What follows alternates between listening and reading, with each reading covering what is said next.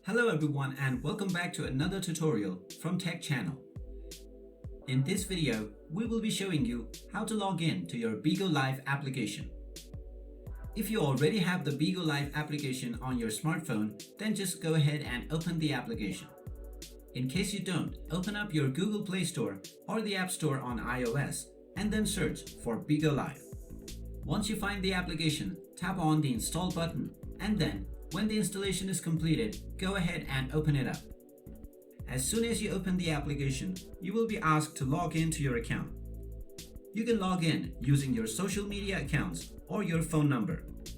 Let's go ahead and enter our phone number and then tap on the Next button. Now we are asked to enter our password. In case you forget your password, you can tap on Forgot Password button. You can also log in through a verification code by tapping on Login via verification code. After entering your password, tap on the Login button and you will be logged into your account on the Bigo Live application. So that is how you can log in to your Bigo Live application on your smartphone. If you like this video, go ahead and give it a thumbs up.